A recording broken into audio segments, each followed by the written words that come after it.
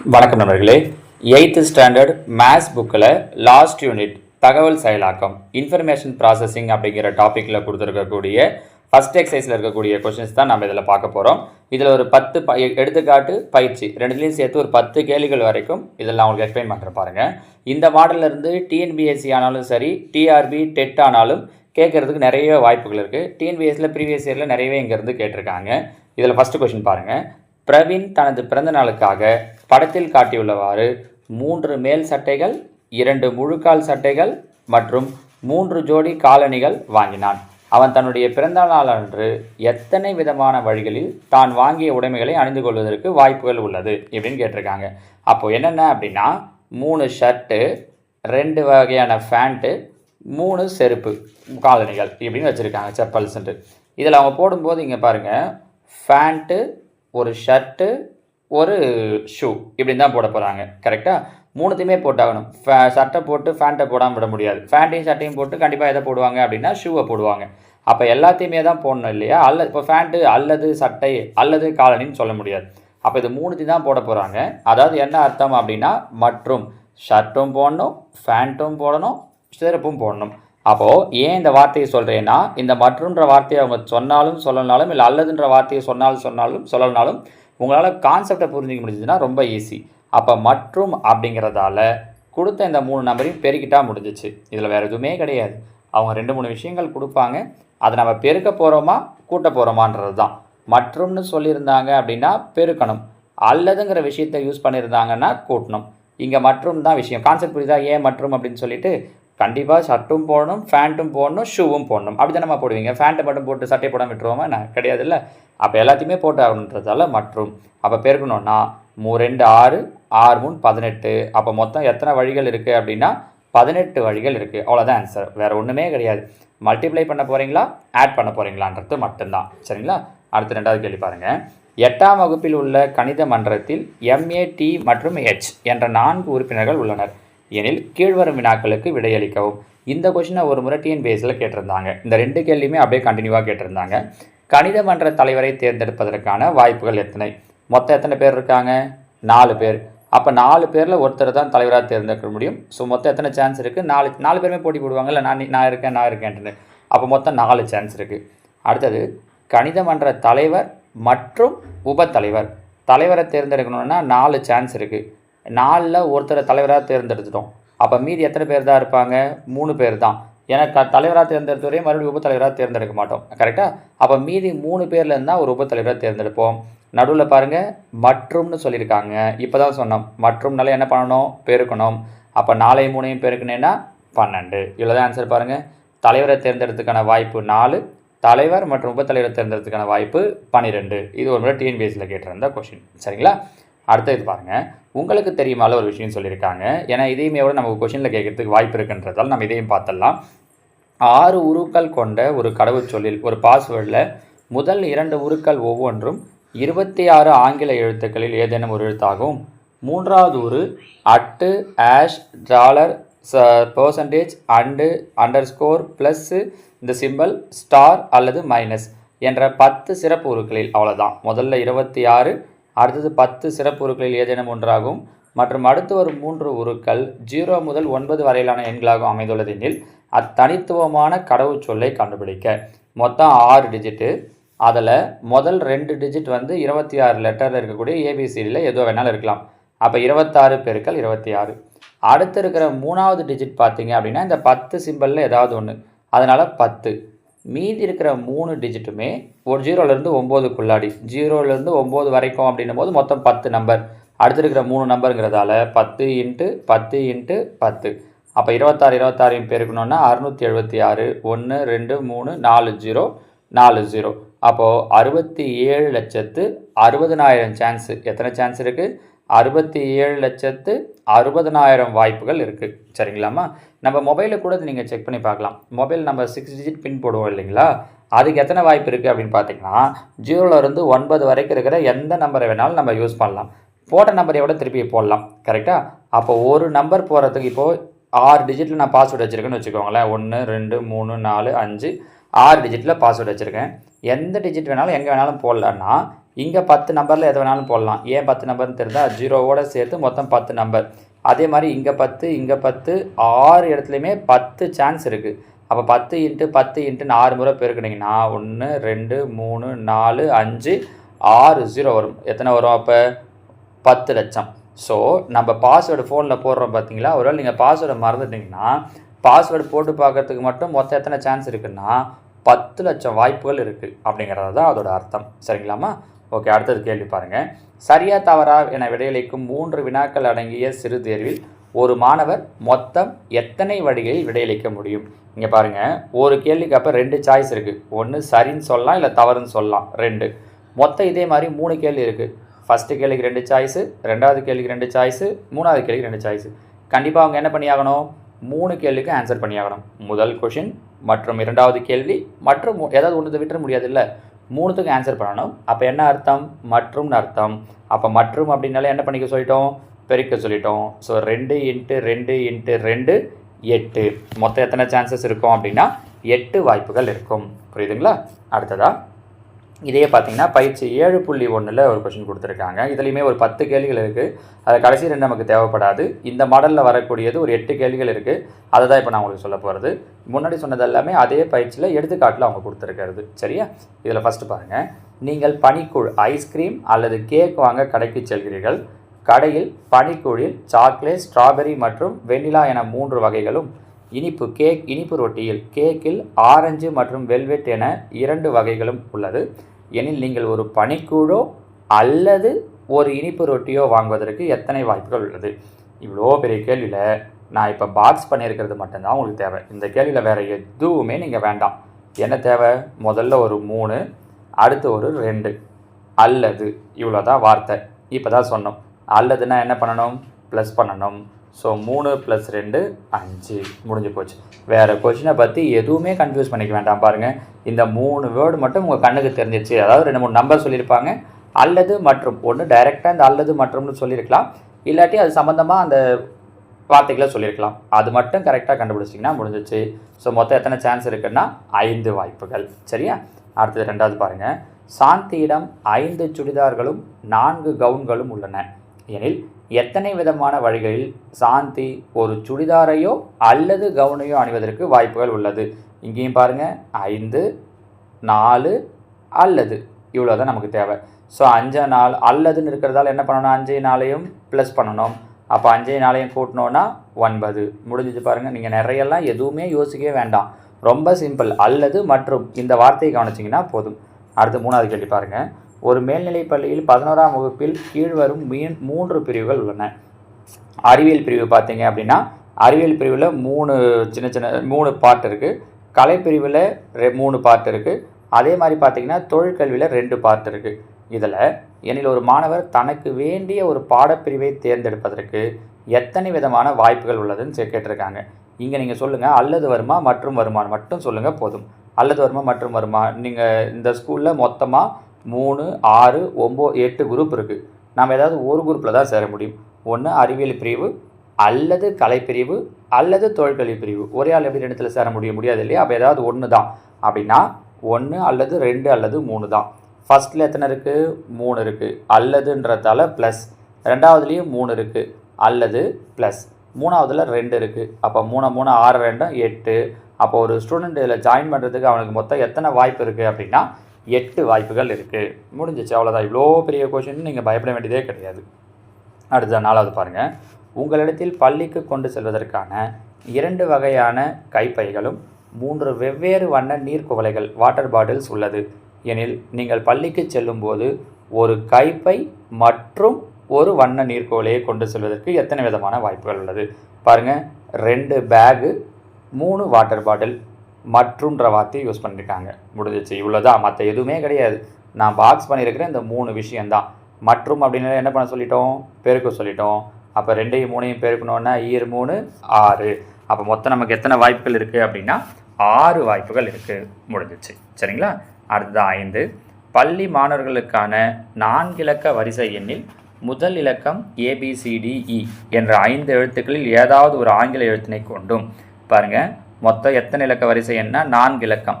அப்போது கண்டிப்பாக 4மே இருக்கணும். ஃபஸ்ட் இலக்கமும் இருக்கணும், மற்றும் 2வது இலக்கம் இருக்கணும், 3 அப்போ எல்லாமே கண்டிப்பாக இருக்கணுன்றதால மற்றும் தான். அப்போனா பெருக்கல் போட்டுக்கலாம். ஃபஸ்ட் டிஜிட்டில் மொத்தம் எத்தனை நம்பரை யூஸ் பண்ணுறாங்கன்னா 5 நம்பர் ABCD இன்ட்டு. அப்போ ஃபஸ்ட் டிஜிட்டுக்கு 5 சான்ஸு. அடுத்ததாக அதனை தொடர்ந்து வரும் 3 இலக்கங்கள் ஒவ்வொன்றும் 0 முதல் 9 வரையிலான 10 எண்களை கொண்டும் அமைந்துள்ளது. அப்போ 10 எண்ணை வச்சும் இருக்குது அப்படின்னா 10 பெருக்கல் 10 பெருக்கல் 10. ஸோ ஏன்னா ஒவ்வொன்றுத்துக்கும் 10 நம்பரையும் யூஸ் பண்ணலாம். கரெக்டாக? அப்போ என்ன வரும்? 5 இன்ட்டு 10 இன்ட்டு 10 இன்ட்டு 10 அப்படின்னா மொத்தம் 5000 வழிகள் இருக்குதுன்னு சொல்லிடலாம். ஆனால் ப்ராக்கெட்டில் ஒரு சின்ன விஷயம் சொல்லியிருக்காங்க பாருங்கள். A000 அதே மாதிரி B0 அந்த 000ன்னு யூஸ் பண்ணக்கூடாது. இப்போ இந்த 10 நம்பர் போடுறோன்னா இங்கேயும் 0 இங்கேயும் 0 இங்கேயும் 0ன்னு போட வாய்ப்பு இருக்கு இல்லையா? 3 இடத்துலையும் எண்ணெய் மட்டும் போடக்கூடாதுன்னு சொல்லியிருக்காங்கன்னா 0 வச்சு போடக்கூடாதுன்னு சொல்லியிருக்காங்க. அப்போ 1 2 3 4 5 இந்த 5 சான்ஸ் மட்டும் வராது. மொத்தம் 5000, அதில் இந்த 5 வராது. அப்போ இந்த 5ஐ விட்டுட்டோம் அப்படின்னா மீதி என்ன கிடைக்கும் அப்படின்னா 4995 சான்ஸ் இருக்கும். முடிஞ்சிச்சு. இந்த கேஸ் அவங்க சொல்லலை அப்படின்னா நம்ம என்ன பண்ணலாம்? 5000னே எடுத்துக்கலாம். ஆனால் இன்னொன்று கவனிக்கணும் அப்படின்னா 4 இலக்க வரிசை எண் கொடுக்குறாங்கன்னும் போது வரிசை எண் பொதுவாக எங்கேருந்து ஆரம்பிப்பாங்க? 1லேருந்து தான் ஆரம்பிப்பாங்க இல்லையா? 00ன்னு ஆரம்பிக்க மாட்டாங்கன்றதை நம்மளாக முடிவு பண்ணிக்கலாம். ஆனால் அழகாக அவங்களே கொடுத்துட்டாங்க அப்படின்னும் போது பிரச்சனை இல்லை. 5000ல் இந்த 5 மட்டும் எடுக்கக்கூடாது. ஸோ மீதி எத்தனை சான்ஸ் இருக்குது அப்படின்னா 4995 வழிகள் இருக்குது. சரிங்களாம்மா? அடுத்ததாக 6வது கேள்வி. ஒரு நகைக்கடையில் உள்ள பாதுகாப்பு பெட்டகத்திற்கான திறவுகோல் 4 இலக்கங்களை கொண்ட தனித்துவமான எண்ணாக அமைப்பதற்கு. அப்போ இதுவும் 4 டிஜிட் தான். ஒவ்வொரு இடமதிப்பிலும் 0 முதல் 9 வரையிலான 10 எண்களை கொண்டு உருவாக்க வேண்டுமெனில் ஒரு தனித்துவமான திறவுகோல் எண் அமைப்பதற்கு எத்தனை வழிகள் உள்ளது?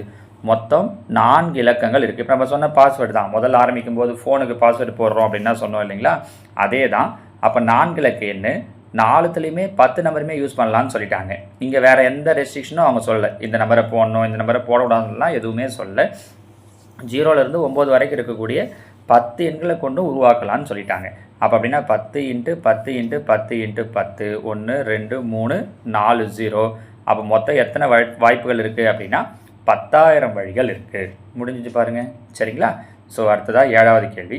ஒரு தேர்வில் வழங்கப்பட்ட வினாத்தாளில் ஒவ்வொரு பிரிவிலும் 5 வினாக்கள் வீதம் 3 பிரிவுகள் உள்ளது. மாணவர்கள் ஒவ்வொரு பிரிவிலும் உள்ள அனைத்து வினாக்களுக்கும் பதிலளிக்க வேண்டுமெனில் அவர்களுக்கு எத்தனை விதமான வழிகள் உள்ளது? அப்போது ஒவ்வொரு பிரிவில் இருக்கிற எல்லா கேள்விக்குமே பதில் சொல்லி ஆகணும். கரெக்டாக? இங்கே பாருங்களேன். ஒரு தேர்வில் வழங்கப்பட்ட ஒவ்வொரு வினாத்தாளில் ஒவ்வொரு பிரிவிலும் 5 வினாக்கள். ஃபஸ்ட்டு பிரிவில் 5, 2வது பிரிவில் 5, 3வது பிரிவில் 5. அவங்க என்ன பண்ணி ஆகணும்? அனைத்து வினாக்களுக்கும் விடையளிச்சாகணும். அவங்களுக்கு சாய்ஸே கிடையாது. கரெக்டுங்களாம்மா? இப்போது சாய்ஸ் இருக்குது. முதல் பிரிவிலேருந்து ஒரு 4 கேள்விக்கு ஆன்சர் பண்ணலாம், 2வதுலேருந்து 3க்கு பண்ணலாம், அடுத்ததில் 2 பண்ணலான்னா வேறு வழி இருக்கும். அப்போ அவங்க என்ன பண்ணலாம்? இதில் 4 இதில் 3 இதில் 2ன்ட்டு கொஷின்ஸை மாற்றி பண்ணலாம். இப்போ என்கிட்ட இருக்கிறது 15 கொஷினு. கரெக்டாக? 5 + 5 + 5. ஆனால் 15 கேள்விக்குமே பதில் சொல்லி ஆகணும் போது அப்போ எனக்கு இருக்கிறதே மொத்தமே அந்த 15 வழி தான். ஸோ இதில் வேறு எதுவுமே கிடையாது. இப்போ உங்களுக்கு புரிஞ்சு முடியுதான்னு பாருங்கள். அனைத்து கேள்விகளுக்கும் விடையளிக்கணும்னு சொல்லிட்டாங்க. ஒவ்வொரு பிரிவிலும் உள்ள அனைத்து வினாக்களுக்கும். அப்போ என்கிட்ட வேறு சான்ஸே கிடையாது. இது இல்லைன்னா அதெல்லாம் மாற்றியெல்லாம் பண்ண முடியாது. அப்போ எனக்கு இருக்கிற மொத்த வழிகளே எத்தனை அப்படின்னா 15. எல்லா கேள்விகளுக்கும் இங்கே அல்லது மற்றும்னு போட்டு கன்ஃபியூஸ் பண்ணிக்காதீங்க. சரிங்களா? எல்லா கேள்விக்கும் ஆன்சர் பண்ணணும். மொத்தம் 15 கேள்வி, 15க்கு ஆன்சர் பண்ணணும் அப்படிங்கிறதால 15 வழிகள் இருக்குது. நம்ம புரிஞ்சு முடியுதா? இது ஒரு வித்தியாசமாக இருக்குது பாருங்கள். ஏன்னா முதல் பிரிவுக்கு ஆன்சர் பண்ணணும், அண்ட் 2வது பிரிவு அண்டு 3வது பிரிவுன்ட்டு என்ன பண்ணுறீங்கன்னா இங்கே பெருக்க செஞ்சுருவீங்க. இங்கே அப்படி கிடையாது. இதுலேயே இந்த 5 வினாக்கள் சொல்லிவிட்டு இதில் 3த்துக்கு பண்ணணும்னு சொல்லியிருந்தாங்கன்னா அப்போ பெருக்கி இருக்கணும். இங்கே அந்த சான்ஸ் கிடையாது. அப்போ எல்லாத்துக்குமே தான் ஆன்சர் பண்ணணும். சரிங்களா? மொத்தம் 15 வழிகள். அடுத்தது 8வது கேள்வி பாருங்கள்.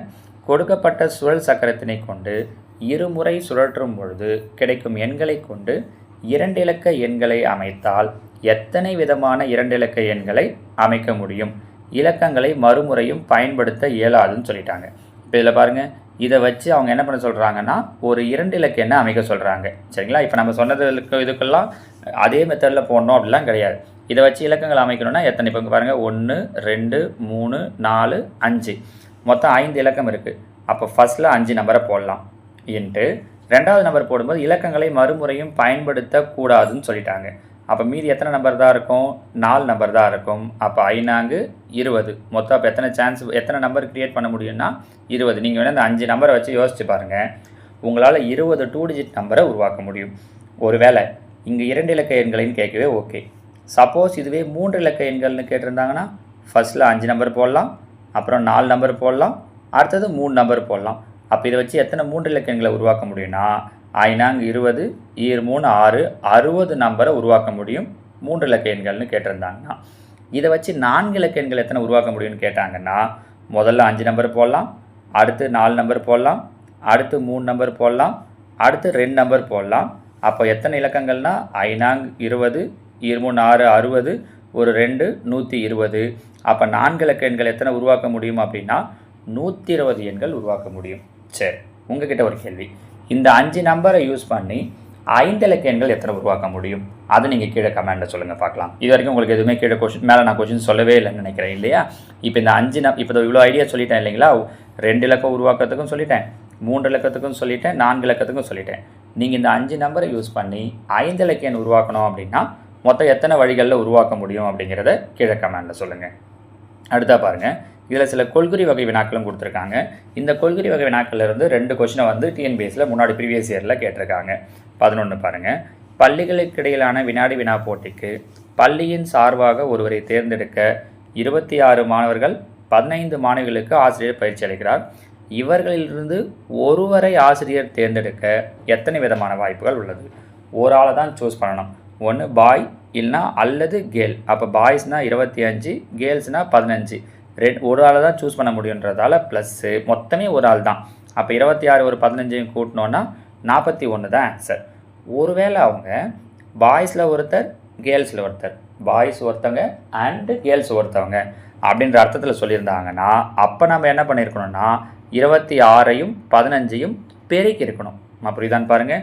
இங்கே மொத்தமே இவர்களிலிருந்து ஒருவரை தான் ஆசிரியர் சூஸ் பண்ணுறாரு. இதுவே பாய்ஸில் ஒருத்தர் கேர்ள்ஸில் ஒருத்தர்னா பாய் அண்ட் ஏ கேர்ள், அப்போ பெருக்கி இருக்கணும். இங்கே பாய் ஆர் கேர்ள் தான் அல்லது தான், அதனால் என்ன பண்ணுறோன்னா ப்ளஸ் பண்ணுறோம். சரியா? அடுத்தது 12.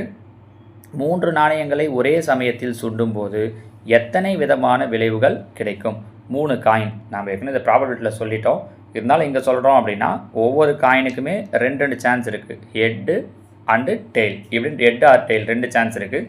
அப்போ 2 × 2 × 2 என்ன கிடைக்கும்? பெருக்குனிங்கன்னா 8. அப்போ 3 காயினை டாஸ் பண்ணும்போது மொத்தம் எத்தனை சான்ஸ் இருக்குன்னா 8 சான்ஸ் இருக்குது. நம்ம இதை வச்சு தான் நிகழ்தகவுல சொல்லியிருப்போம். சரிங்களா? அடுத்ததாக இந்த கொஷினை டிஎன்பிஎஸ்சியில் கேட்டிருந்தாங்க. இந்த 3 நாணயங்களை ஒரே சமயத்தின்னு சொல்கிறோம் இல்லையா? இந்த கொஷினை டிஎன்பிஎஸ்சியில் அவங்க ஒரு முறை கேட்டிருந்தாங்க. அடுத்து 3 பலவுள் தெரிவு வினாக்களில் ஏபிசிடி தெரிவுகளிலிருந்து சரியான விடையை தேர்ந்தெடுக்க எத்தனை விதமான வழிகள் உள்ளது? பலவுள் தெரிவுனா மல்டிபிள் சாய்ஸ் கொஷின். ஒவ்வொரு கேள்விக்கும் 4 ஆப்ஷன் இருக்குது. ஸோ ஃபஸ்ட்டு கொஷினுக்கு 4 ஆப்ஷன், ரெண்டாவதுக்கு 4, மூணாவதுக்கு 4. 4த்தில் நம்ம எதை வேணாலும் சூஸ் பண்ணலாம். 3 கேள்விக்கு ஆன்சர் பண்ணணும். ஃபஸ்ட்டு அண்டு செகண்டு அண்டு தேர்டுக்கு. இங்கே ஆப்ஷன் இருக்குது பாருங்கள்.